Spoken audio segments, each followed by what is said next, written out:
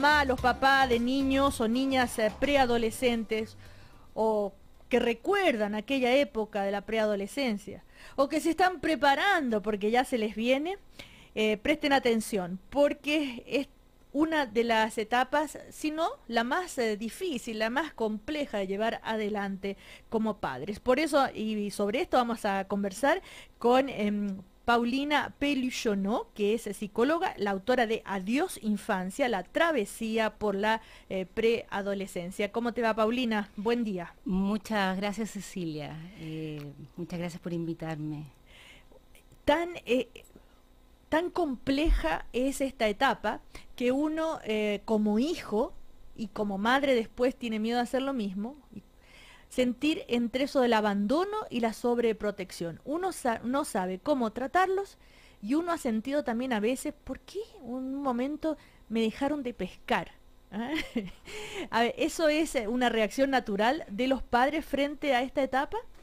Sí, bueno, como tú lo señalabas, esta es una etapa, una crisis del desarrollo, una de las más importantes que experimentamos a través de nuestro crecimiento psicológico.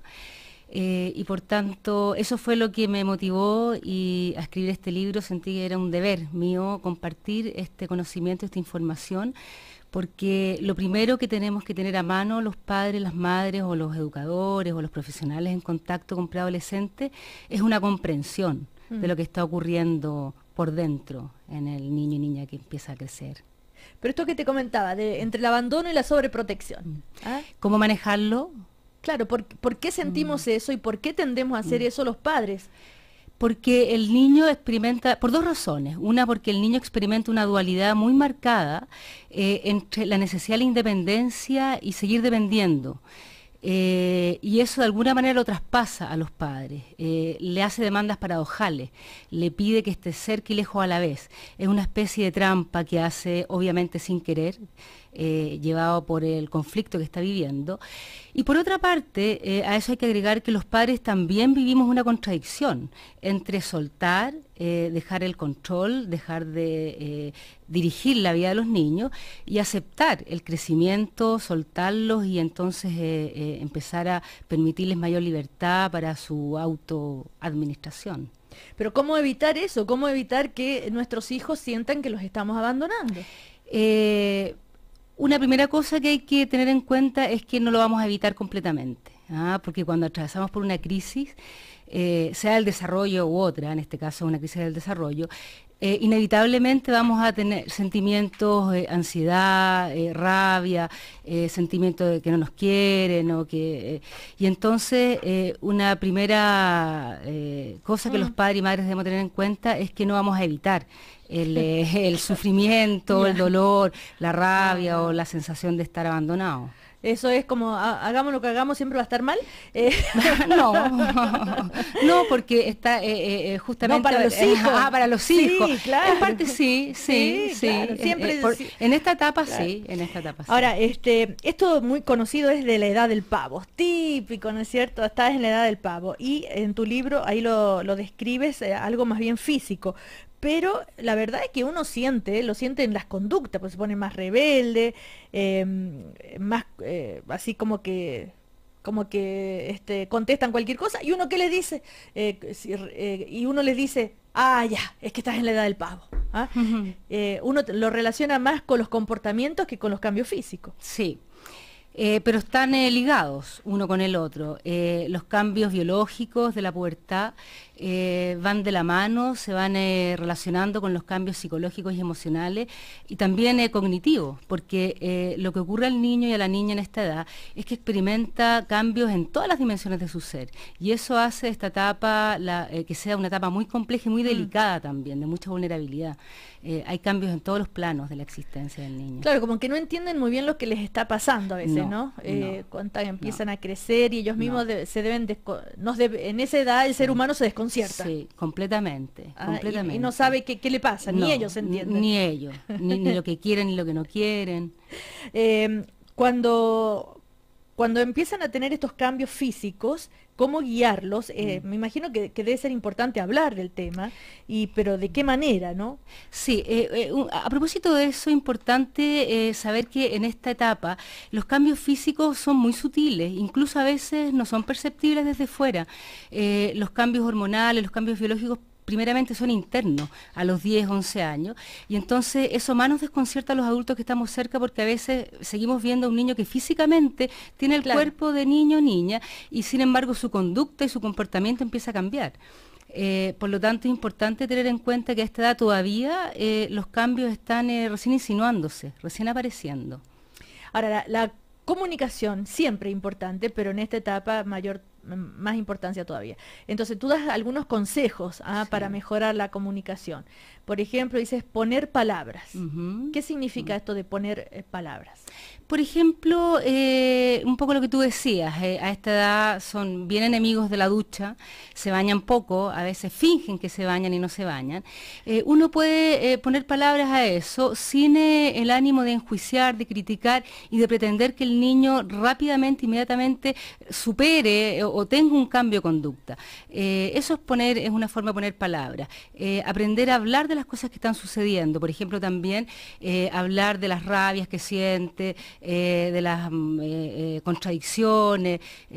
Por eso este libro es importante para los padres, las madres, para estar como preparados y tener de alguna forma herramientas para entender.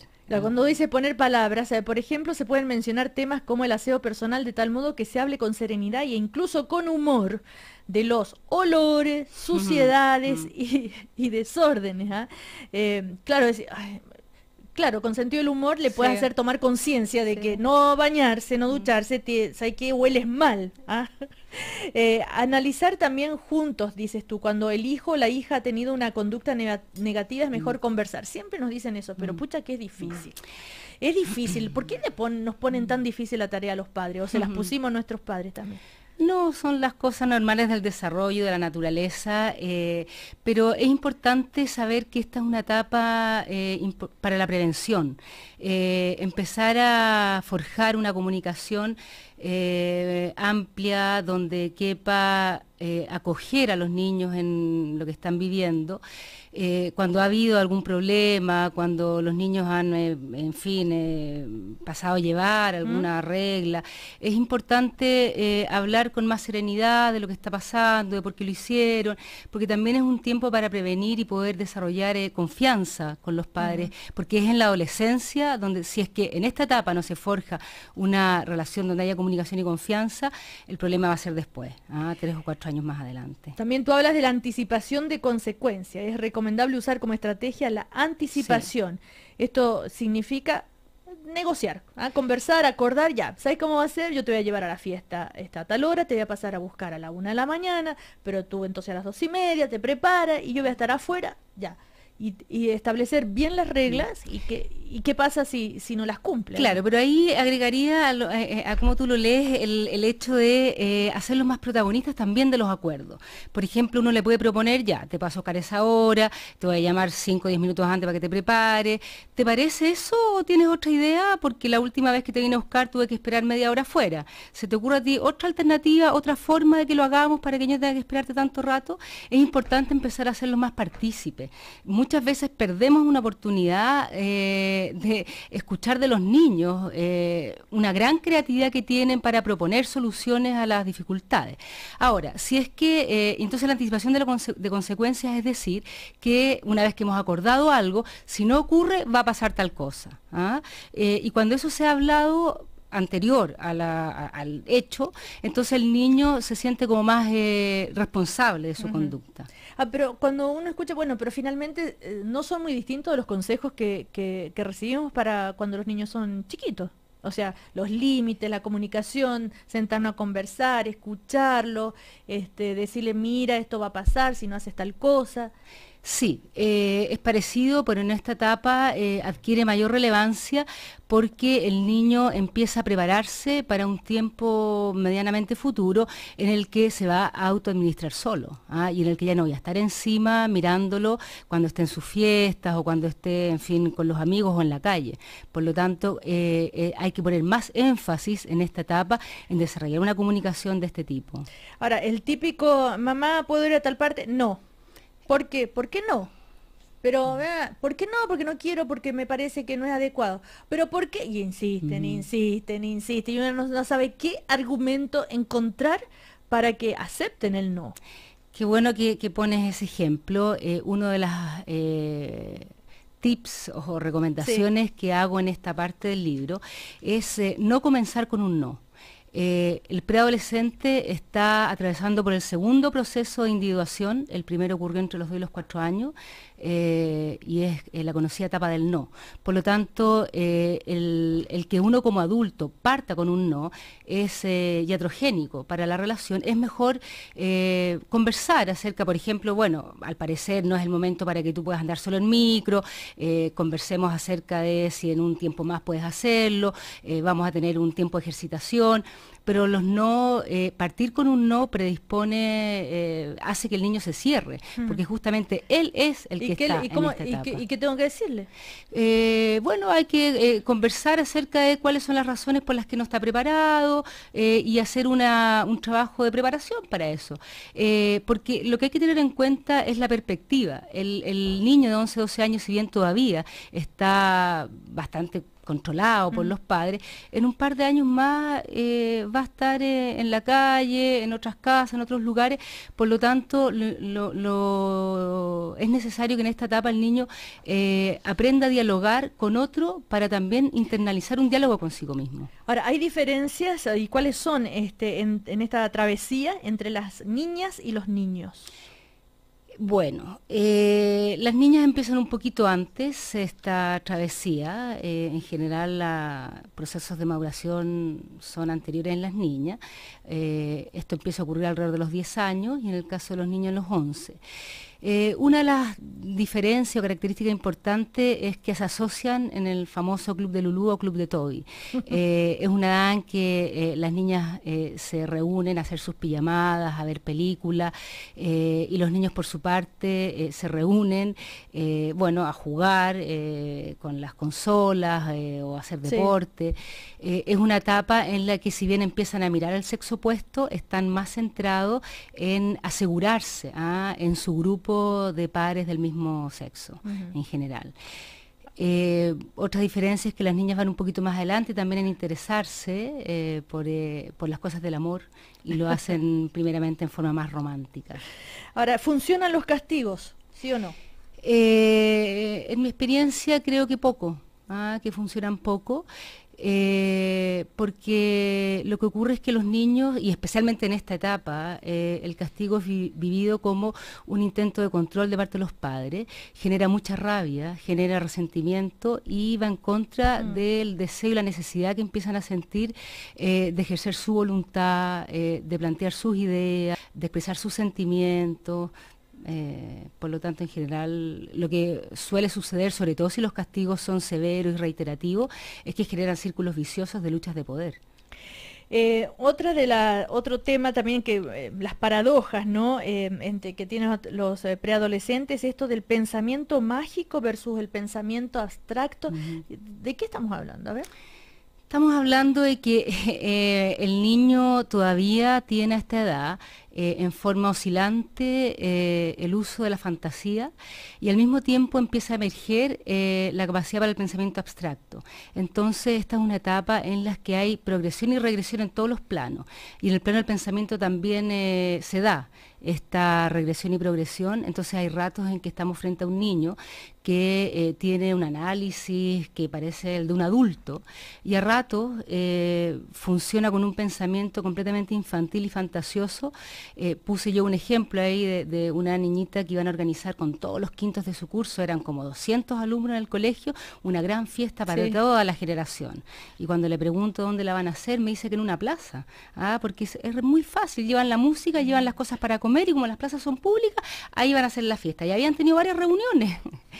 Entonces también enternece, es conmovedor ver cómo ellos tienen el entusiasmo y las ganas, ¿no?, de explorar el mundo, de salir, de hacer cosas de grande, pero todavía a veces se aproximan con una forma de pensar más fantasiosa. Y por último, también se van a reconocer muchos, a nuestro hijo nada lo conforma, comienza una actividad y rápidamente la interrumpe. O el nuestro pide una y otra cosa, quiere que le compremos todo, inicia algo y pronto quiere dejarlo. Y además una ansiedad, sí, quiero esto, sí, mamá, te juro que nunca más, ya esto es lo más importante de mi vida. Y ahora, esa ansiedad. No sé lo que quiero, pero lo quiero ya. Claro, ya, ahora. ¿Qué está mostrando eso? Sí, por una parte está mostrando... el niño experimenta una inseguridad y una suerte como de caos interno. Yo recuerdo la película que recientemente estrenó Pixar, de Intensamente, donde ahí el personaje protagonista, Riley, nenita de 11 años, experimenta, ¿no?, estos cambios bruscos, tanto interno como externo. Frente a todos estos cambios que el niño está viviendo, va a atravesar por un momento de mucha inseguridad, de no saber quién es, y por lo tanto... a través de pedir muchas cosas, intenta llenar ciertos vacíos también de duelos que está viviendo. Y por otra parte, también estamos en una cultura de mucho consumo, de mucho tener, y puede ser una manera aparentemente fácil de calmar la ansiedad que los niños están experimentando. Por eso hay que tener mucho cuidado, ¿no?, de no caer en la vorágine de dar todo lo que ellos piden, ir de a poco, y sobre todo estar conscientes de que estos sentimientos que los perturban internamente, estas inseguridades, van a durar por un rato. Y si se amurran, no pescarlos. No, aceptar también la expresión de enojo, de molestia. Ya se le va a pasar. Ya se le va a pasar, sí. Bueno, el libro se llama Adiós Infancia, la travesía por la preadolescencia. La autora es Paulina Peluchonneau, que es psicóloga, que tiene muchísimos años de experiencia, y que entonces hace este libro, como ella dice, para ayudarnos a los padres en esta etapa tan difícil de nuestros hijos, que es la preadolescencia. Piden ayuda a sus padres para después rechazar sus consejos. No les gusta la ropa que usaban de niño, pero tampoco saben cuál quieren ahora. Típico. Así que muchas gracias, Paulina. Ediciones B. Muchas gracias a ti por invitarme. Es un honor para mí y una alegría enorme estar en esta radio que escucho desde pequeña. Gracias. Más aún ser entrevistada por ti. Por favor, que te vaya súper bien. Muchas gracias. Chao.